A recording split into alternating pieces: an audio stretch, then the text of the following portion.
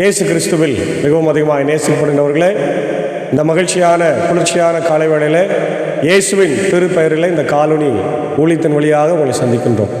இந்த நாளிலும் நாம் இறை தியானத்தை ஆரம்பிக்கலாம். நமது ஆரம்பம் பிதா குமாரன் பரிசுத்த ஆவியின் நாமத்தில் உள்ளது. ஆமென். ஜெபிப்போம். நேற்றும் இன்றும் என்றும் மாறாதவரும் என்றென்றும் வாழ்ந்திருக்கவருமாய் எங்கள் நல்ல தகப்பனே, இந்த ஆசீர்வதிக்கப்பட்ட மனமகிழ்வான இறைவா காலை வேளைக்காய் நின்று செலுத்துகின்றோம். கடந்த போன இரவில் எங்களோடு இருந்து எங்களை காத்து வழிநடத்தினீர். இந்த நல்ல நாளிலும் நாங்களும் நிறைய வார்த்தை தியானித்து ஆசீர்வதிக்கப்பட கிருபைத்தார். இந்த நாளின் நிறை செய்தி, பாடல் வேலை, ஜெப வேலை ஆசீர்வதி இதை கேட்டு பயன்பெறுகிற எல்லா மக்களுக்கும் ஆசீர்வாதத்தை தார். இந்த குழுவை நீர் எடுத்து பயன்படுத்தும். இயேசுவின் மூலம் ஜெபிக்கிறோம் நல்ல பிதாவே, ஆமென். காலை வேளையில் 582வது பாடலாகிய வாசலண்டை நிற்கும் ஆசையாய் தட்டும் நேசர் இயேசுவுக்குள் உள்ளம் திறவாயோ என்ற பாடலை நாம் பாடுவோம். சாரோடு இணைந்து 582 வாசலண்டை நிற்கும் இயேசு என்ற பாடல்.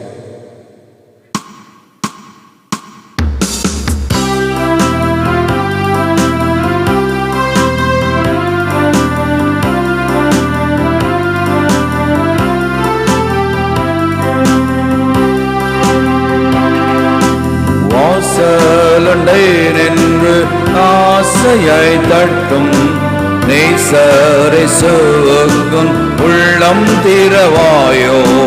வாசலண்டை நின்று ஆசையாய் தட்டும் நேசர் இயேசுவுக்குள் உள்ளம் திறவாயோ. பாவியை ஒருபோதும் தள்ளாத நேசர், பாவியை ஒருபோதும் தள்ளாத நேசர், வாவென்று உன்னை அழைக்கிறாரே, வாவென்று உன்னை அழைக்கிறாரே. வாசலண்டை நின்று ஆசையாய் தட்டும் நேசர் இயேசுவுக்குள் உள்ளம் திறவாயோ.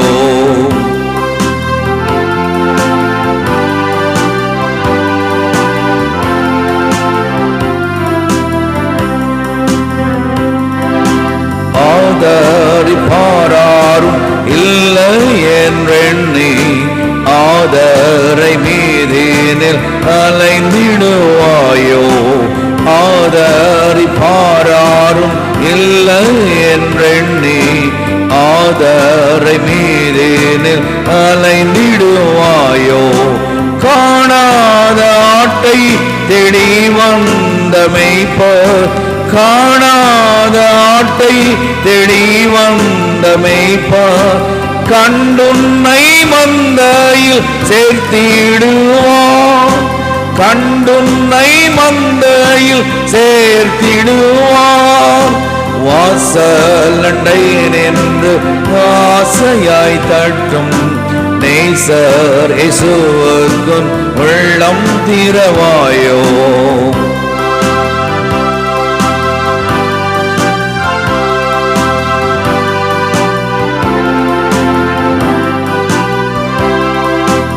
அற்ப வாழ்வை நித்திய வாழ்வு என்றெண்ணி தார்பாரந்தாயாவை தள்ளிடலாமோ. அற்ப வாழ்வை நித்திய வாழ்வு என்றெண்ணி தார்பாரந்தாயாவை தள்ளிடலாமோ. நினையாத நேரம் மரணம் சந்தித்தான், நினையாத நேரம் மரணம் சந்தித்தான்.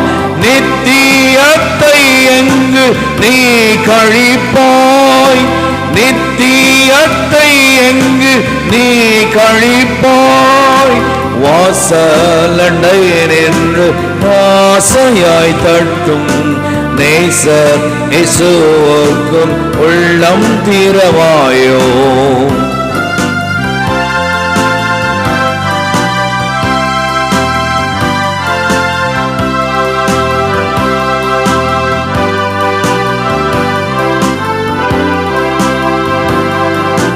பாவத்தினால் சாபரோகத்தால் தோய்ந்து மாயையில் ஆழ்ந்து மடிந்திடுவானே.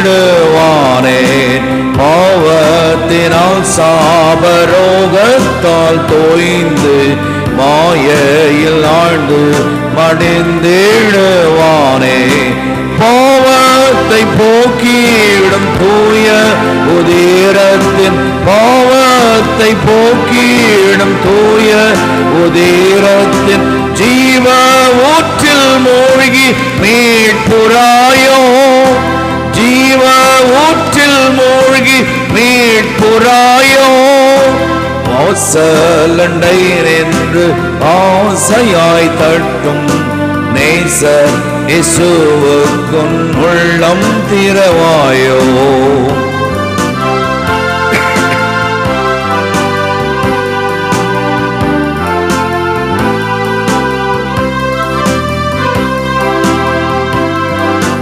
வழியும் சத்தியமும் ஜீவனும் இயேசு, வாசலும் மெய்ப்பரும் நாதனும் இயேசு. வழியும் சத்தியமும் ஜீவனும் இயேசு, வாசலும் மெய்ப்பரும் நாதனும் இயேசு. இயேசு அல்லால் ரட்சிப்பு இல்லையே. இயேசு அல்லால் ரட்சிப்பு இல்லையே. ரட்சண்யனாலின்றே வந்திடாயோ. ரட்சண்யனாலின்றே வந்திடாயோ. வாசலண்டை நின்று ஆசையாய் தட்டும் நேசர் இயேசுவுக்குன் உள்ளம் திறவாயோ. வாசலண்டை நின்று ஆசையாய் தட்டும் நேசர் இயேசுவுக்குன் உள்ளம் திறவாயோ. பாவியை ஒருபோதும் தள்ளாத நேசர், பாவியை ஒருபோதும் தள்ளாத நேசர், வாவென்று உன்னை அழைக்கிறாரே. வாவென்று உன்னை அழைக்கிறாரே. வாசல் அண்டை நின்று ஆசையாய் தட்டும் நேசர் இயேசுவுக்குன் உள்ளம் திறவாயோ. வாசலண்டை நின்று ஆசையாய் தட்டும் நேசர் இயேசுவுக்குன் உள்ளம் திறவாயோ.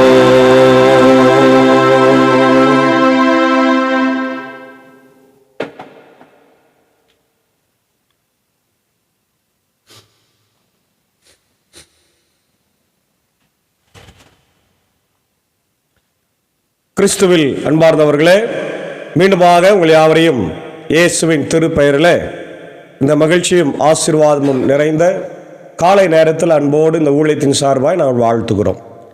இந்த நாளிலும் நாம் தியானிக்கும்படியாய் தெரிந்து கொண்ட கடவுளுடைய வார்த்தை அது ரோமர் 13ஆம் அதிகாரத்தில் இருக்கின்ற முதல் 3 வசனங்கள். இந்த பகுதி பவுலடிகளார் எழுதப்பட்ட புத்தகம் இந்த பகுதி என்பதை நம்ம பார்க்கிறோம். ஏறத்தாழ 57 முதல் 58 AD அந்த நாட்களிலே எழுதப்பட்டது. அதாவது கிறிஸ்தவ மக்களாகிய ரோமில் வாழுகிற மக்களுக்கு எழுதப்பட்டது. இதனுடைய வரலாற்று பின்னணியை நாம் பார்க்கிற போது ரோம பேரரசன் நீரோ மன்னர் ஆட்சி செய்கின்ற ஒரு நாட்கள். AD 54 முதல் 68 அவர் அங்கே ஆட்சி செய்கிறார். மட்டுமல்ல, நீரோ என்று சொன்னாலே கிறிஸ்தவர்களை துன்புறுத்தின ஒரு மிகப்பெரிய பேரரசன் என்பதை நம்ம அறிந்திருக்கிறோம். அவனுடைய ஆலயங்களை அவனுடைய வீடுகளை எல்லாம் கொளுத்து விட்டு நீரோ மன்னன் பிடில் வாசித்து கொண்டிருந்தான் என்ற செய்தி நமக்கு கிடைத்திருக்கிறது. வரலாற்றில் நம்ம பார்க்கிறோம். அவ்வளோ குரியல்டி, அவ்வளோ கோபமுள்ள ஒரு பேரரசனாக மக்களை சித்திரவதை செய்து கொடுங்கோலாட்சி செலுத்திய ஒரு அரசன்தான் நீரோ. இந்த நாட்களிலே எப்படி கிறிஸ்தவர்களுக்கும் ரோம பேரரசுக்கும் தொடர்பை பவுலடிகளார் சரி பண்ணுகிறார், அவங்களுக்கு அந்த ஒரு நல்ல ஐடியா கொடுக்கிறார் அப்படின்னு நம்ம பார்த்தா, ரோம அதிகாரிகளுக்கு கீழ்ப்படிங்க அப்படின்னு கிறிஸ்தவங்களை சொல்றார்.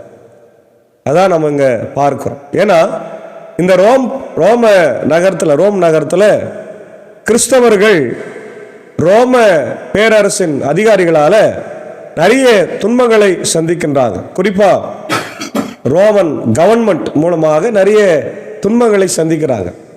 இப்போ இவங்களோடு கூட இணைந்து வாழ்வதற்கு செல்லுவதற்கு என்ன ஒரு வழி என்பதை பவுலடிகளார் கண்டறிந்து அவர்களுக்கு சொல்கிறாரு, நீங்கள் அவங்களுக்கு கீழ்ப்படிந்து வாழுங்க அப்படி. அது மட்டும் இல்லை, யூத கிறிஸ்தவர்களுக்கும் மற்ற மார்க்கத்திலிருந்து வந்த கிறிஸ்தவர்களுக்கும் ஒரு பெரிய போராட்டம் இருக்குது. ஏன்னா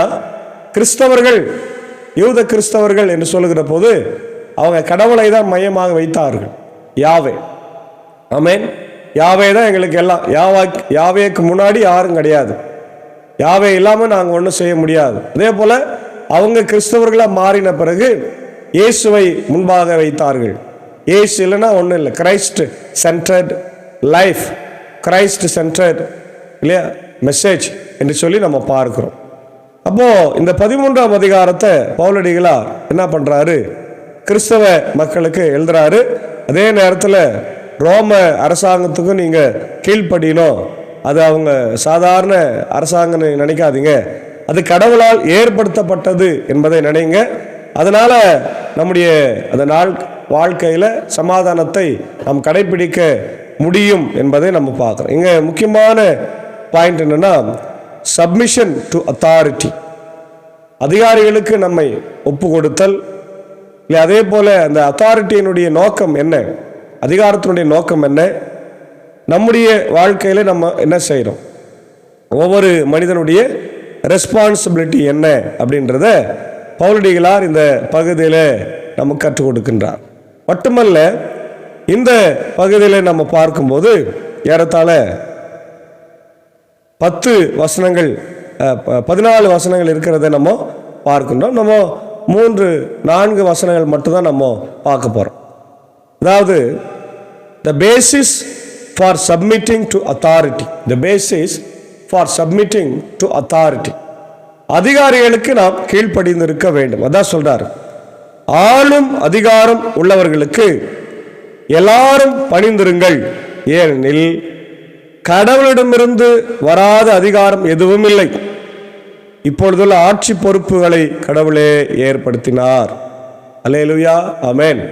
அன்பான தேவனுடைய பிள்ளைகளே, எந்த ஆட்சியும் கடவுளுடைய அனுமதி பெறாமல் வர முடியாது. கடவுளுடைய ஆசி இல்லாமல் வர முடியாது, அது எந்த ஆட்சியா இருந்தாலும். அதனால்தான் ரொம்ப அழகா சொல்றாரு, ஆளும் அதிகாரம் உள்ளவர்களுக்கு எல்லாரும் என்ன பண்ணுங்க, பணிந்திருங்கள், கீழ்ப்படியுங்கள், உங்களை ஒப்பு கொடுங்கள். சப்மிஷன் இல்லையா, ஒபீடியன்ஸ் என்று நம்ம பார்க்கணும். இப்போ ஜனவரி 26ஆம் தேதி தான் நம்ம இந்தியாவின் குடியரசு தினத்தை கொண்டாடினோம். 76வது குடியரசு தின விழா.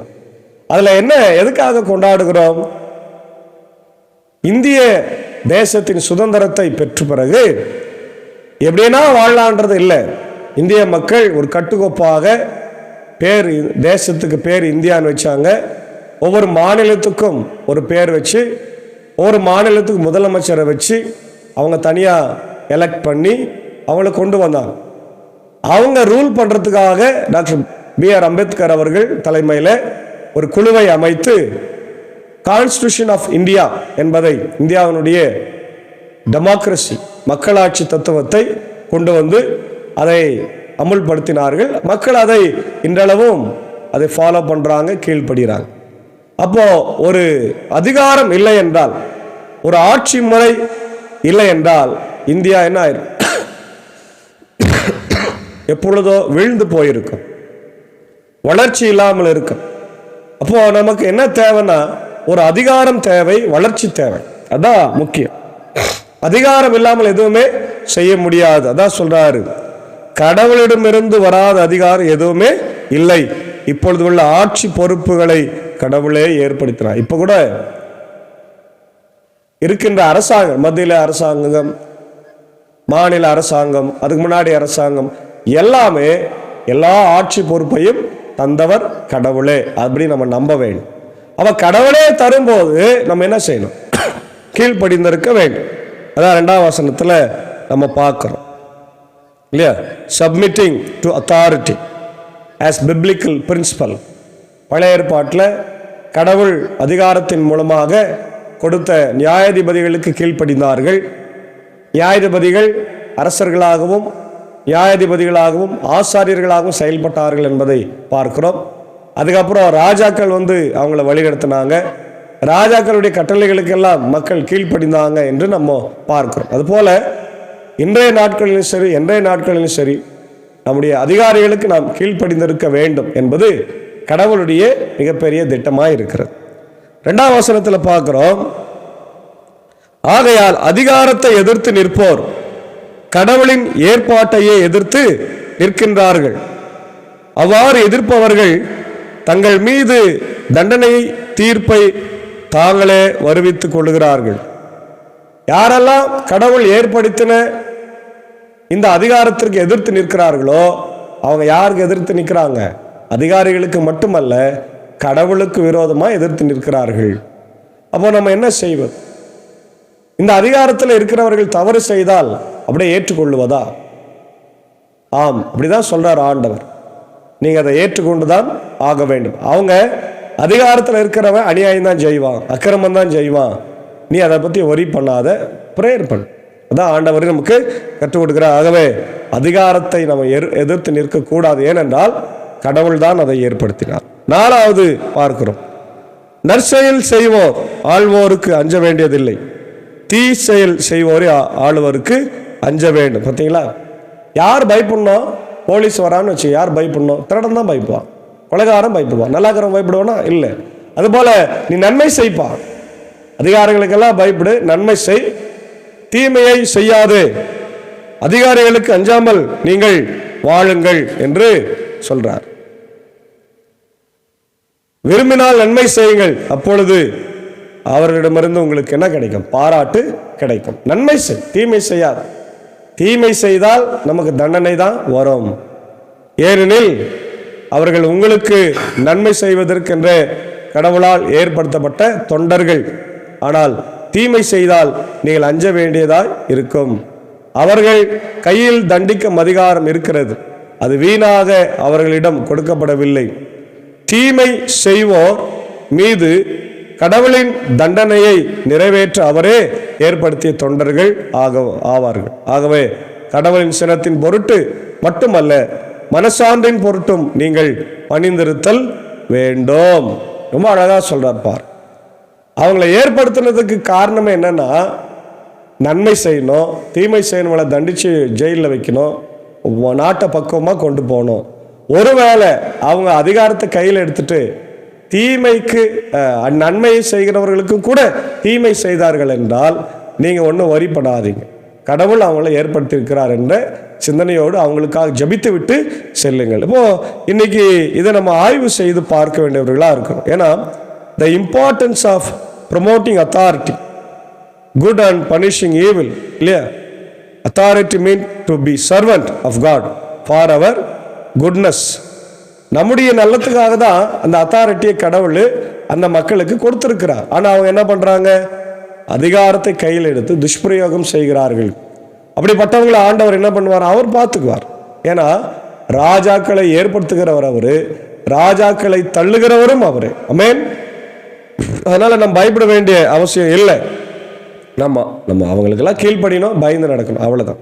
நன்மை செய், தேசத்திற்குடைய நன்மைக்காக சேமத்துக்காக நீ ஜபிக்க கற்றுக்கொள் என்று பவுலடிகளார் இங்கே ஒரு பெரிய உறவை அதிகாரத்தில் இருக்கிற ரோம மக்களுக்கும் அதிகாரிகளுக்கும் கிறிஸ்தவ மக்களுக்கும் ஒரு பாலத்தை ஏற்படுத்தி கொடுக்கின்ற ஒரு மனிதனா இருக்கு. அப்ப நம்ம கூட இன்னைக்கு நம்முடைய அதிகாரத்தினால நம்முடைய தேசத்தை கட்டி எழுப்புகின்ற மக்களாக நாம் இருக்க வேண்டும். அதுதான் ஆண்டவர் விரும்புகிறார். என்னை கேட்கின்ற அன்பான் தேவனுடைய பிள்ளைகளே, நாம் ஒருவேளை இந்தியாவில் பல இடங்களில் இருக்கிறோம், தமிழ்நாட்டில் இருக்கலாம், வெளிநாட்டில் இருக்கலாம், எங்கே இருந்தாலும் நாம் நம்முடைய அதிகாரிகளுக்கு என்ன செய்யணும்?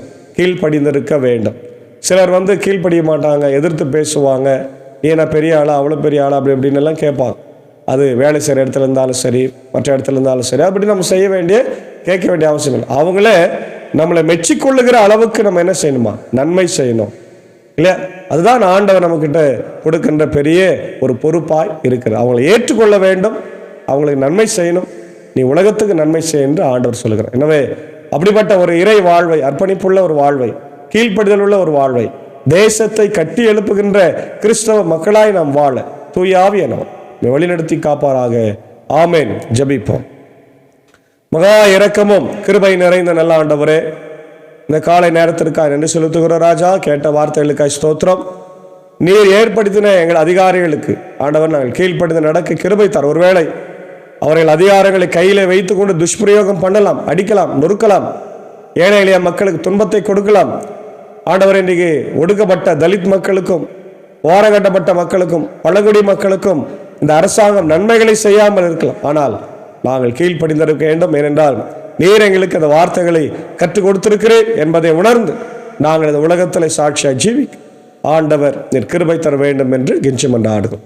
இந்த நாளிலும் இந்த வார்த்தைகளை கேட்டு ஆண்டவரை ஜபித்து கொண்டிருக்கிற எல்லா மக்களுக்காக நாங்கள் ஜபிக்கிறோம். உலகத்தில் இருக்கிற எல்லா மக்களும் ஆசிரியர், எல்லா மக்களும் என்னுடைய அதிகாரிகளுக்கு ஆண்டவர் கீழ்ப்படுத்திருக்கு. குறிப்பாக என்னுடைய இந்திய மக்களுக்காக அதிகாரத்தில் இருக்கிற ஆண்டவரே, ஜனாதிபதி, பிரதமர், அமைச்சரவை, தமிழ்நாட்டின் முதலமைச்சர், அமைச்சரவை, எல்லா மாநிலத்திலும் அமைச்சரவை, எல்லா உலக நாடுகளில் இருக்கின்ற எல்லா அரசுக்காக ஜபிக்கிறோம்.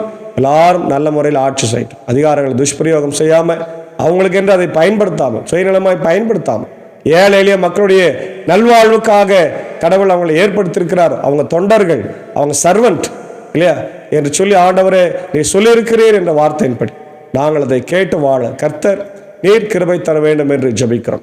இந்த வார்த்தையை கேட்டுக்கொண்டிருக்கிற எல்லா மக்களும் ஆசிரியர், America, UK, Australia, New Zealand, Philippines, gulf கண்ட்ரிஸில் இருக்கிற மக்கள், இந்தியாவில் இருக்கிற மக்கள், இந்தியாவின் எல்லா மாநிலத்தில் இருக்கிற மக்கள், குறிப்பாக தமிழ்நாட்டின் ஆட்சி செய்கிற மக்கள் எல்லாரையும் ஆசீர்வதிங்க. இப்படி இந்திய சுவிசேஷ லுத்தரன் திருச்சபை 3 சபை சங்கங்கள், போதகர்கள், ஊழியங்களுக்காக ஜபிக்கிறோம். பள்ளிக்கூடங்கள், ஸ்தாபனங்கள், பெதஸ்தா மருத்துவமனை பூட்டப்பட்டிருக்கிறது, திறக்கும்படியாக ஜபிக்கிறோம். ஆண்டவரே, இந்தியாவில் இருக்கிற எல்லா திருச்சபைகளும், கத்தோலிக்க திருச்சபை, லுத்தரன் திருச்சபைகள், சிஎஸ்ஐ திருச்சபைகள், எல்லா சபைகளையும் கர்த்தர் ஆசீர்வதிங்க. ஆயர்களை, ஆண்டவர் பணியாளர்களை ஆசீர்வதிக்க வேண்டும் என்று ஜபிக்கிறோம். இந்த நாளிலும் நிலவினமாக இருக்கிற என்னுடைய ஆண்டவரே உதயநேசன் ஐயருக்காக, நிக்சன் ஐயருக்காக, ராஜ்குமார் ஐயருக்காக, ஆண்டவரே இதோ நேற்று எங்களை விட்டு கடந்து மோடு கூட இணைந்திருக்கிற அருள் திரு ஆண்டவரே சதீஷ்குமார் ஐயருக்காக, அவருடைய வாழ்ந்த வாழ்க்கை, அவருடைய ஆண்டவர் ஊழியர்களுக்காக ஜபிக்கிறோம். நன்றி ஆண்டவரே. அவரை ஆண்டவர் பிரிந்திருக்கிற அன்பு தாயார், உடன் பிறந்த சகோதரிகள், குடும்பத்தின் மக்கள் யாவருக்கும் முடிய ஆசீர்வாதத்தை, ஆறுதலை, சமாதானத்தை என் தேவன் தந்து இரு வழிநடத்த வேண்டும் என்று கெஞ்சி மன்றாடுகிறோம்.